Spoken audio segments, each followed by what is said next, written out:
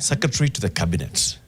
When the president was naming his cabinet, among those that he appointed at that first instance was Mercy Wanjau as Secretary to the Cabinet. Is this a constitutional office? Is it created by law? What is the job of the Secretary to the Cabinet? What do they do? How do they coordinate the functions of government at cabinet level? Mercy Wanjau is here with us. Good morning. Good morning. Thank you very much for joining us. And karibu sana. Unumesikia? It will be raining, so please be prepared. We don't know what time. Nobody knows the hour. Know the minute. Know the minute. But verily, it shall rain today. Right. To welcome you to the conversation, Felaris is going to give you the day's quote. Okay. Today's quote is coming from the Greeks. It's actually a Greek proverb. And the quote is, "A society grows great when people plant trees whose shade they know they shall never sit in." A society grows great when people plant trees whose shade they know they shall never sit in. How does that speak to you? That's a good one. It's a refreshing one for the morning because that proverb is speaking to intergenerational growth and expansion that, while it would be very attractive to go for the short term, the immediate that I will gain, that to be larger and deeper, to grow deeper roots and wider wings, you have to look beyond yourself to the other generations. And even our constitution speaks to that. And it speaks to the need to grow wealth, the need to exploit our resources, but be mindful of future generations. I think this is really resonating in terms of, just how we look at things and the path forward. That we should be careful, not just to plant maize and beans, however useful they may be, but to look to the future, plant trees, go for longevity, for depth, that you may be able to leave something for other generations to appropriate. Very well said. I think that's such a good view onto it.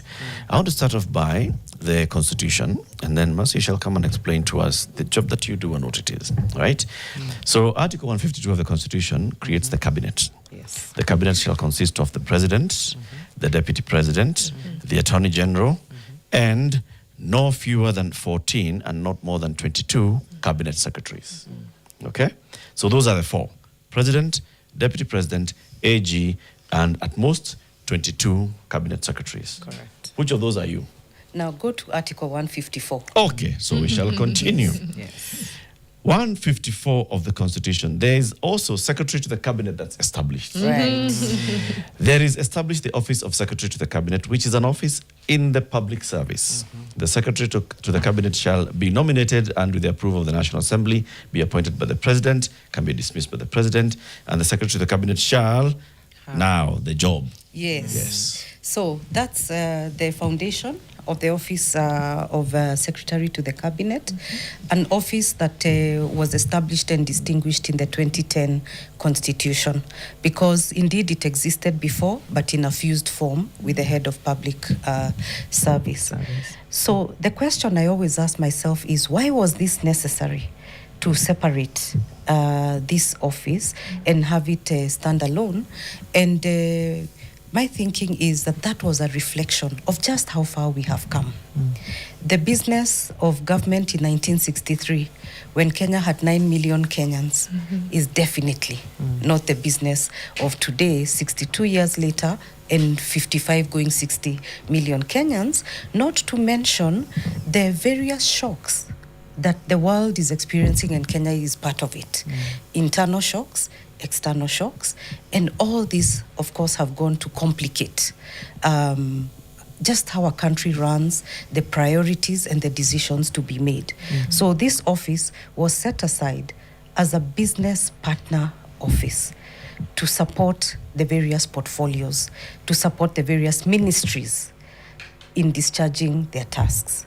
When you look at 154 in the detail of it, it goes on to identify that in taking charge of the Cabinet Office, it really is a principal office that supports the Chair of Cabinet, His Excellency William Ruto, in identifying the business that goes to cabinet and prioritizing it. Because even the best decision taken a little too late is not meaningful.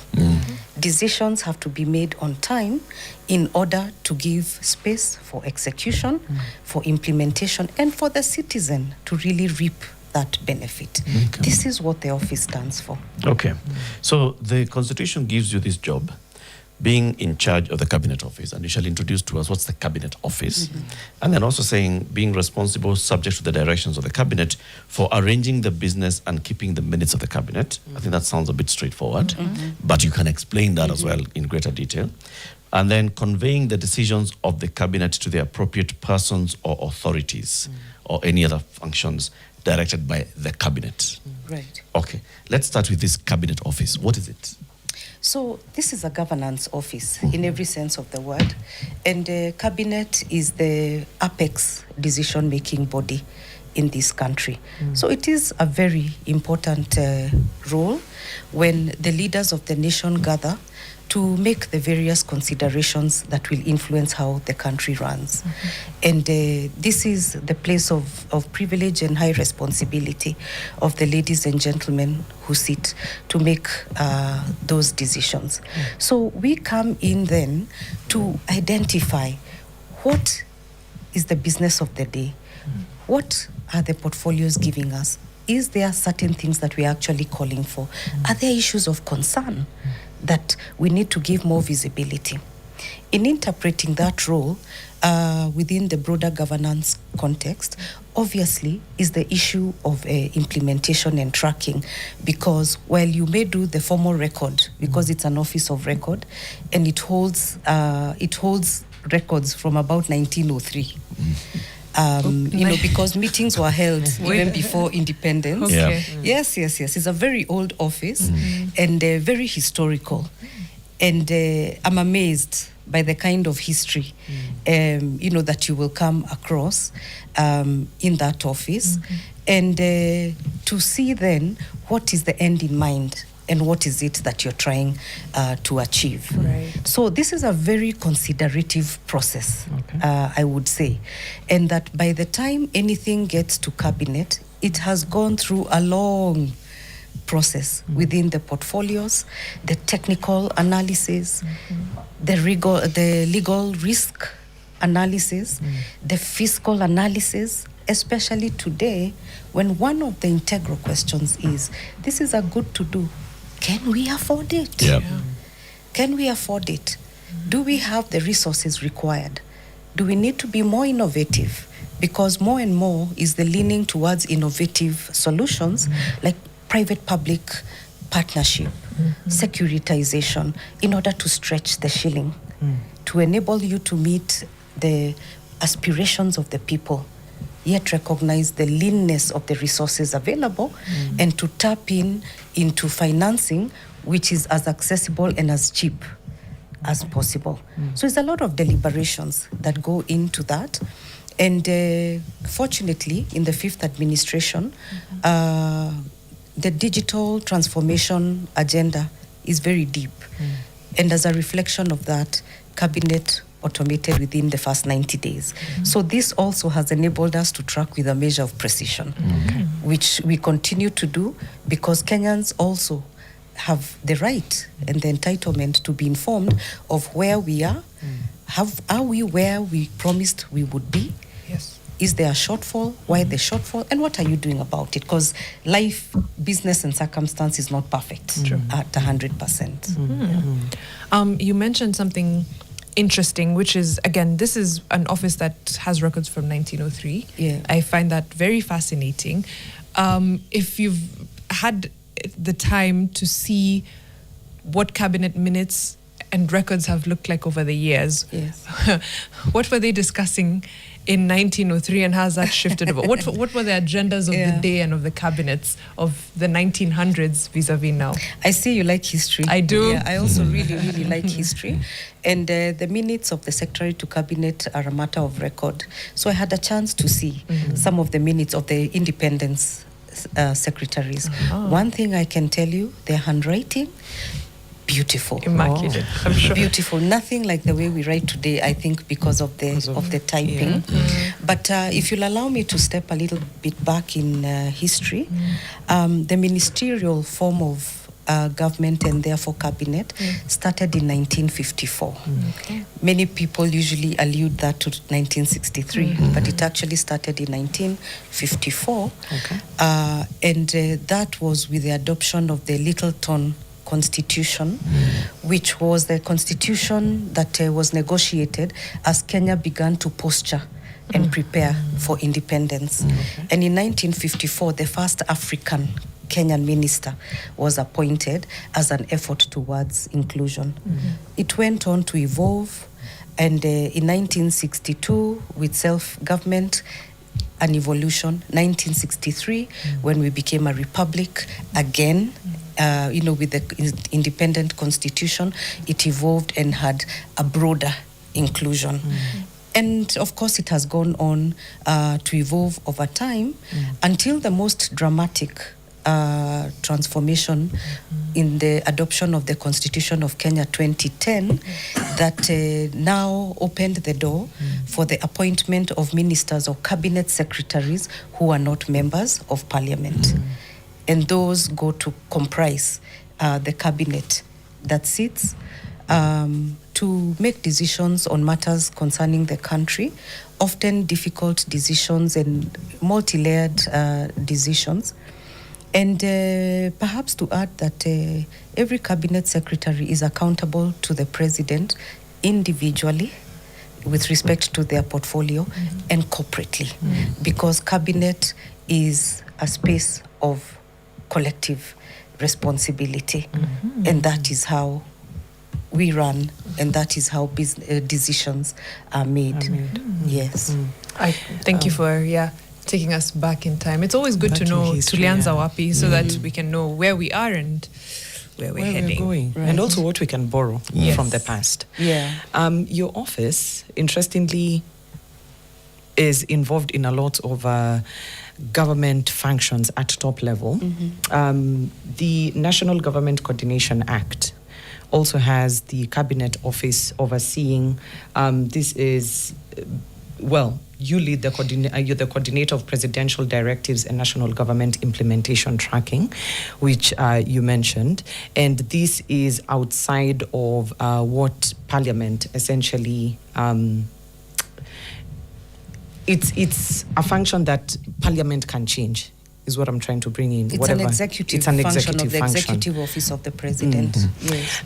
My question then being how much one interference there would be that's coming from that, given that it's something that Parliament can maybe step into or have that kind of influence. Has there been any experience since you took on the office in terms of Parliament getting into your business, or is it something that you're actually able to hold independently and say there's been no interference? Okay. I like that you allude to the Coordination Act, because it really brings in that collaboration and the co-creation that happens. But all this is within the broader umbrella of the separation of powers.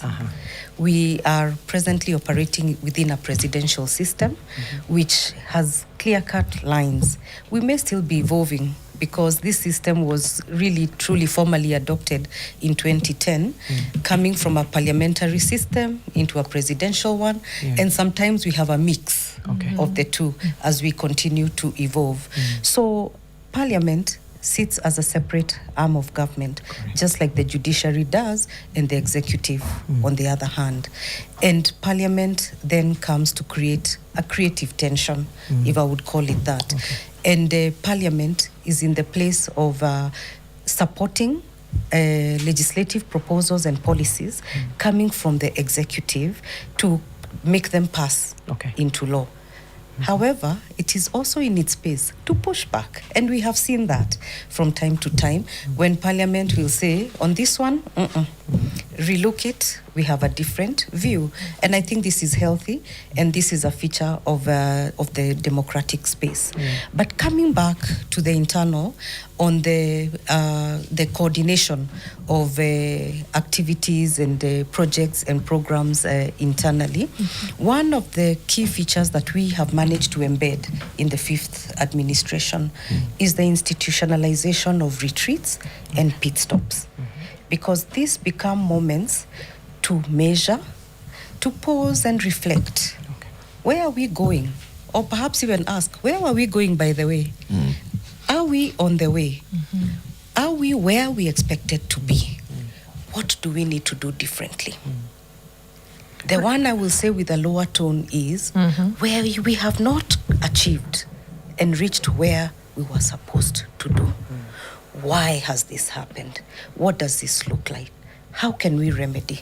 Who do we need to rope in order for this to happen? In the last 3 years, there have been very tremendous shocks, I would say. 2022-23 was a drought. 24 was floods. 25-26 we've had floods. It's been up and down. There has also been geopolitical issues that have affected supply chains in a major way. Obviously, this has impacted budgets in Kenya, not just Kenya, it's global. It has impacted budgets, leading to financial constraints, leading to situations where what was meant to cost X could cost 2X or 3X just because of the supply chain disruption, like we're experiencing with fuel at the moment. These have been moments of reflection and contemplation. There has also been very low moments, like with the floods and the loss of lives, and the efforts to restore the infrastructure. If you recall, last year but one, bridges and roads were washed away, lives were lost, families were disconnected. And in order to restore connectivity, ensure that families were linked to access food, health, and other necessities, obviously resources had to be reallocated. So when you remove from this spot in order to restore this way, you then deny an activity resources to move on. I mean, these are real life issues that we also face. You have tea with milk, and at other times you contend with black tea until the situation improves. So this is why coordination becomes important, so that you're able to uphold a whole of government approach as much as possible. Because government is not one entity, it's a multiplicity of entities. That is why it is called a bureaucracy. And that coordination becomes important in order to promote harmony, to avoid duplication, and to inject synergy, so that as best as possible, you're able to do the most with the least, and to achieve in time and to promote efficiency as best as is possible. I want to look at the job given to you by the Constitution of relaying decisions of the cabinet to the relevant entities. Now, most of the time, the relevant entities will be state departments, right? Yes. And other government agencies. Yes.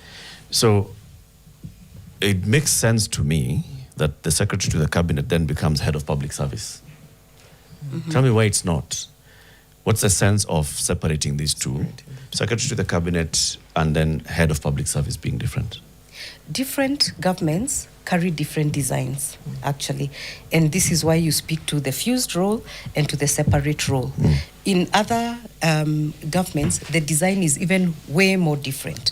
But for purposes of this, and given that it carried in the Constitution, this was to separate the business from the day-to-day administration of staff, the hiring, the firing, the policies and the like. So that is the thin line. But to mention that these two offices actually work very, very closely, because those who are implementing the business are also those who are being governed on the other side as part of the service. So there is the imperative to inject resilience, discipline in order to promote execution. Then the other arm is arranging the business, pushing the business, and measuring the business. So they meet. They do meet somewhere in a very coordinated fashion, so that one hand knows what the other hand is doing. And Siblings but not twins. Yes, siblings but not twins. Perfect choice of words. Who's the firstborn? Yes. Because you see, there's always, even in families, there's that hierarchy that's just natural. Right? Yes. And we're taking a break. Let's just think over this. Yes. Like, who reports to whom? As you are, coordinating the functions of cabinet and the decisions of cabinet to make sure that they are implemented. Yes. So the next meeting, you are making sure that the decisions passed last time have been implemented. Administratively, the head of public service is who we lean into. Okay. But the roles and the jobs under 154, 152, 153 are all clear. But administratively, for purposes of overall coordination, you lean into the head of public service. Okay. Let's take a quick break. We come back and continue this conversation, seeking to understand the workings of government, right? So the Constitution establishes the office of the Secretary to the Cabinet, who is serving the Cabinet. How does that make sure that then the government is functioning properly? And then with the structure of government as organized by the president, as he is allowed by law to do, when he creates a State Department, for example, and you'll talk to us about this, for cabinet affairs, what does that mean? And what does that do? We'll be back shortly with Wanjau, who is the Secretary to the Cabinet.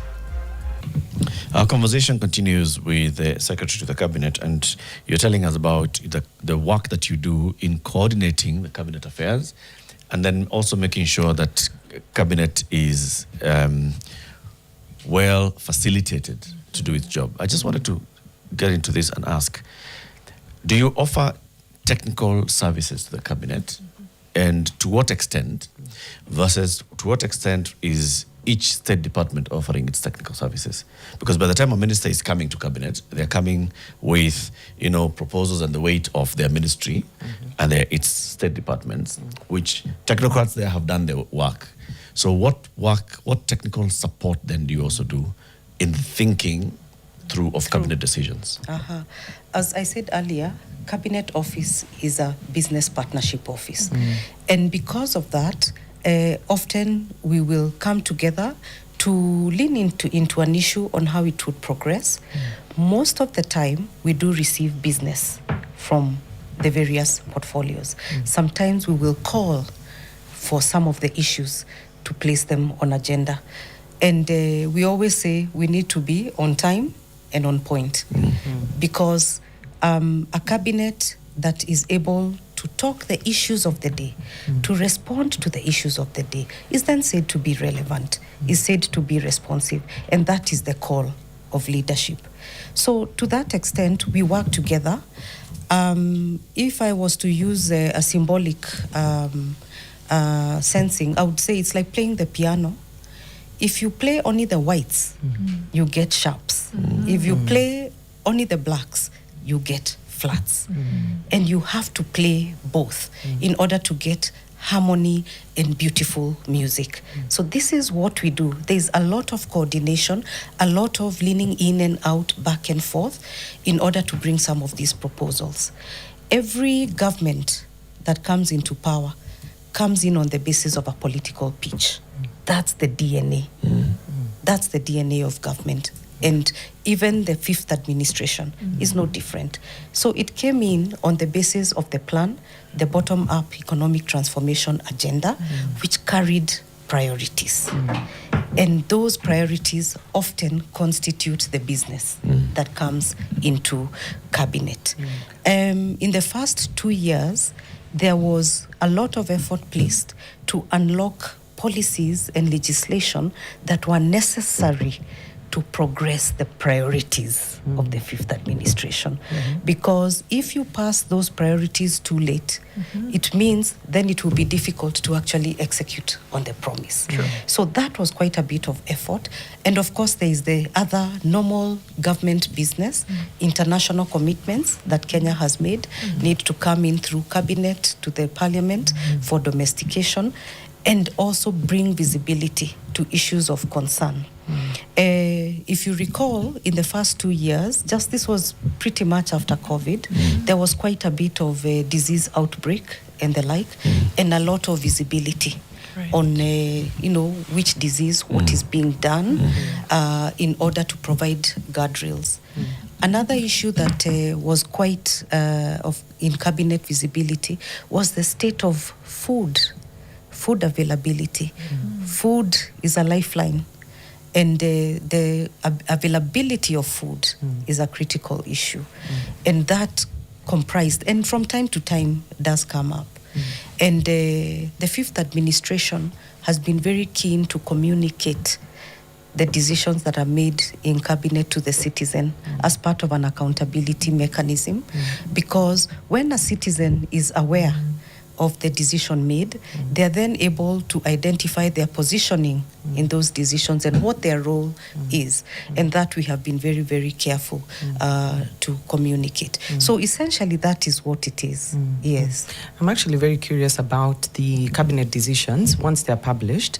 Maybe you could walk us step by step from the moment those decisions are published to when a citizen, say for example in Kisumu, gets to feel the impact of those decisions. What are the steps taken? Because publishing is one thing, and your office tracks, a lot of these, decisions that are made in those rooms, but ultimately it has to boil down to the citizen who's on the ground feeling the impact of those decisions. Maybe you could walk us through the steps. So I'll walk you a little bit back, because a cabinet sitting and a decision is part of the value chain. Correct. And cabinet may be on the higher side of that, because that decision originated way back within the portfolio, where no proposal is made to cabinet without a basis or a justification. And this is often based off technical reports, advisories from elsewhere, the political pitch of the administration. So the analysis is done and the justification is done and the proposal is put forward, whether it be a policy or a legislative instrument or an assessment of an issue.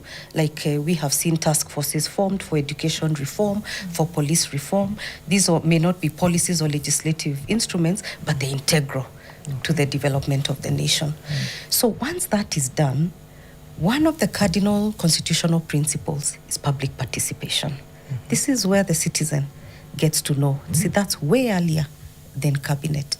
So those proposals go for public participation to open up the proposal, invite the public to comment because they have a stake in this proposal that is made. And we have seen how this unfolds. It will unfold either with total acceptance, it can unfold with rejection, it can unfold, which it often does, with modification of the proposal. So it's pretty much a negotiated space so that the citizen is given an opportunity to also give their feedback. And this space is often a very open space because there should be no feeling of isolation or inability to participate because of either the language used or the platform used. Citizens should be enabled as much as possible to participate and give their full view. We have seen it for budgets, we have seen it for policies, we have seen it for legislative instruments, even for international commitments that Kenya intends to make. So that is the first place that a citizen really gets to, as you say, that the rubber meets the road. The proposal meets the citizen on the ground. Then from there, there's integration of the proposals, and then it goes back for validation. Once, only after that is completed, does the proposal begin to make its journey towards cabinet. And because of the various considerations that are made, the fifth administration has put in place a committee system. A committee enables the time and space to ponder over these proposals at depth. The committees are chaired by His Excellency the Deputy President, Professor Kindiki, and much time is spent contemplating those issues, sharing the different perspectives, reconciling the competing interests, and coming out with a recommendation that will then move to cabinet. Obviously, these sittings are premium time space. And this is why the committees help in sifting through the issues, grinding through the issues, so that when you take the proposal finally to cabinet, it's coming in a refined form for adoption. And then from there, it goes on to parliament, if that be the next space.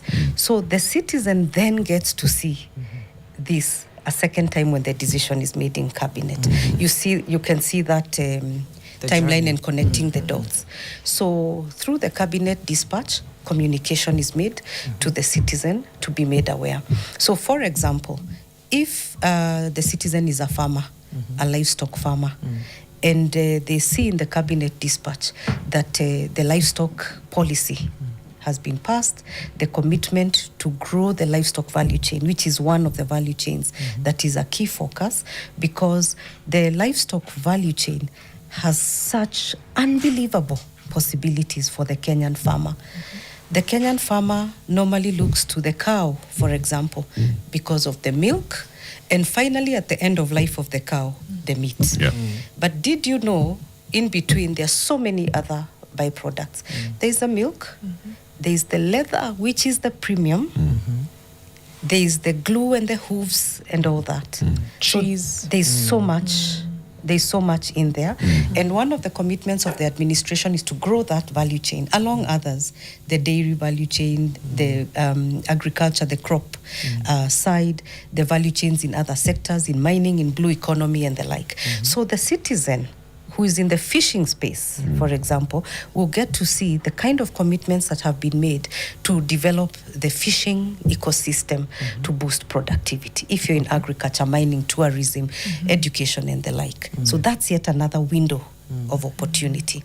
Then the proposal will make its way to Parliament, for example, and once more, the House will put together the necessary mechanism to interrogate the proposal. Again, the citizen gets to have a chance and a say. And as we mentioned earlier, even the same parliament could easily come back and say, you know, executive, you need to relook at this issue. The people have said something different from what you've said. Is there space for the citizen to originate idea or need?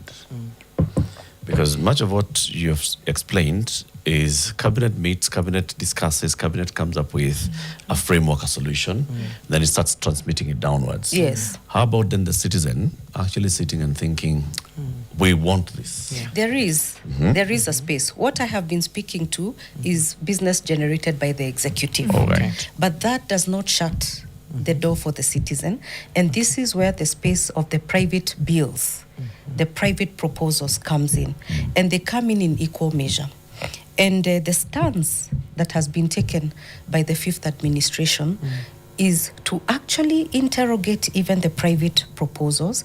And if the private proposal is found to have merit and value, often it will be adopted as government business, because government business will normally run faster than the private proposal, and quite a number of those have been adopted. So that at the end of the day, the proposals that come out of the House are representative of the executive and also the private citizen.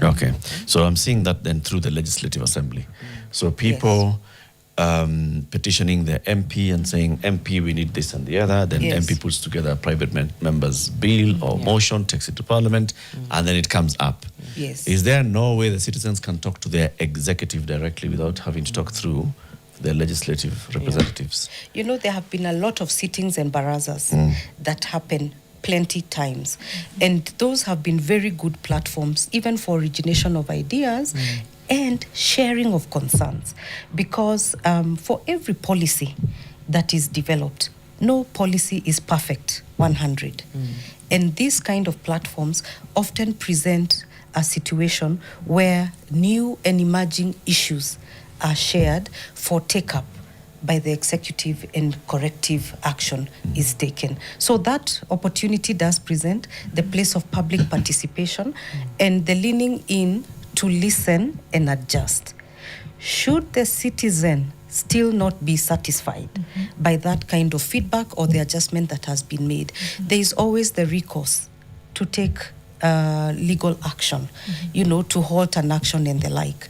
And where that does happen, once more, effort is made for alternative dispute resolution because we all do recognize the cost of litigation in terms of time lost for execution and the cost of just mounting that kind of litigation, and therefore the need to really want to listen and adjust accordingly in order for to keep the show on the road. Because the time is limited. The nature of the business is that it has 60 months before renewing, and therefore the consciousness that time is of essence. Okay. I wanted to get into the levels of collaboration and coordination within the cabinet. Sometimes we see silos of sorts, and now how the Secretary to the Cabinet fits into that. For example, we have a massive unemployment problem, hundreds of thousands of graduates going into the job market every year. That's an issue that partly the Ministry of Youth Affairs and Creative Arts and Sports is supposed to deal with. Then And labor. And labor, yes, and labor as well. Then you think about the Ministry of Health maybe needing community health promoters, right? Are they having a conversation to say at least 60-70% of your recruitment for community health promoters should be young people? In agriculture, maybe agricultural extension officers are becoming popular again, and it's part of your policy. Okay, how many of these are youth? I'm just trying to see if everybody is just trying to fix the problems on their own and or create policy on their own, or if there's a level of collaboration that's happening. And if they don't see it, is it up to you to, because you see it, bigger picture, to be like, Saidianeni hapa, 1 + 1 = 2. Yeah. Actually, that place of Saidianeni is very real because it is very unlikely, almost impossible, that one ministry will execute something end to end. Almost impossible. And that's the kind of business that comes to cabinet, where a ministry or a minister, a CS on their own cannot execute. They need others to have a stake in making it happen. So sometimes, indeed, when it becomes clear that this is an issue that should map out 5 portfolios, 6 portfolios, but is seeming not to move that way, sometimes this is where the technical lock-in happens, and we have that conversation so that at best as possible, we package the business proposal and bring the best foot forward. That promotes chances of success, high chances of success. Let's go to one of the issues that you have alluded to, the issue of jobs, and that Kenya is a young country, high energy, full of promise, but the jobs are not coming in as they should, and mention that it takes the lifetime of the individual to create the job. The job is not created when the person leaves school. So this job creation issue is an accumulation of many years back. However, having said that, and recognizing the kind of shocks that the economy has today, internal, with financial constraints on debt servicing and the inability to create sufficient jobs, there has been innovative stances, such as opening up the possibility for job mobility abroad, that would be able to pick up quite a number of these young Kenyans to go out there. And the government has spent quite a lot of time and engagement negotiating treaties and agreements that will ensure that these people, when they go out as workers, are protected. I really take fault with that as a policy and as a direction for the country. And I've said it on this show many times before. It's an admission, I don't know, and you sit in cabinet where you could be having conversations about policies that essentially spur an economy and allow it to create jobs organically, but the solution is somehow to just ship people abroad. To me, it's kind of throwing your hands in the air. I give up, I'm unable to do this, and then you go. And it also speaks to a sense of greed for foreign exchange as well. And I'm not saying it's a bad thing to want foreign exchange, but it says But one maybe we're you should giving. have allowed me to finish. Okay, Yeah. just saying. Yeah. There's, it's a policy that is rooted in one. I give up, and I'm kind of throwing my hands in the air, and I'm just letting these people go outside and see what they can do and give me back for an exchange. But let me let you finish. Yes. So I was speaking to this as part of the multi-layer interventions that have been put in place. One of them is job mobility, where they move out. This is a stance that has been adopted by many countries globally over the years. True. Recall that job mobility also promotes virtual jobs. And Kenya is a leading provider of jobs in technology being done in Kenya for the world. True. So look at it both ways. You move physically, but you also work remotely. The gig economy, the creative economy, and the like. So it takes both ways, and we have seen the benefits of that in terms of the remittances that come through. So that's an external intervention. Internally, one of the priorities, or some of the priorities, did recognize just that reality of jobs, need for jobs and job creation. What did that mean? It meant the need to adopt priorities that have a multiplier effect in terms of job absorption. Come in affordable housing. Affordable housing is a huge employer. I believe this year it will cross the 1 million mark of artisans, carpenters, painters, architects, quantity surveyors, plumbers, all these people working on these projects, so that the young people get absorbed. And even where people had skills but no papers, the fifth administration passed a policy that allows for prior learning recognition. You get certified for the experience that you have, that you're then able to work in this kind of projects. So there are internal initiatives being done, affordable housing, the CHPs, in order to enrich the value chain for health, preventative health, and absorb. And indeed, the consideration has been that when you hire for these kind of projects, 60% of the labor is local. It comprises of men, women, persons with disability, so that it is inclusive across the spectrum. Another internal intervention has been agriculture. Agriculture is also a force multiplier in terms of employment, and is also a backbone contributor to the GDP of this country. And by adopting very, very early the issue of production subsidy through the fertilizer, a lot of acreage was taken up in crop production, tea, coffee, seed oils, and the like, the dairy, the livestock. And we also, what happened? Bumper harvest. Then a good problem kicked in. Too much for our granaries. Now the issue is reduction of post-harvest losses. One would say is a good problem. So to your point, the interventions are multiple, at multiple layers, because you can't afford to focus on one thing, especially recognizing the shocks that have beset globally and we continue to experience. You then have to be very, very innovative to look at the various options as opportunities to absorb as you grow the economy and deepen it so that you can absorb even more. Okay.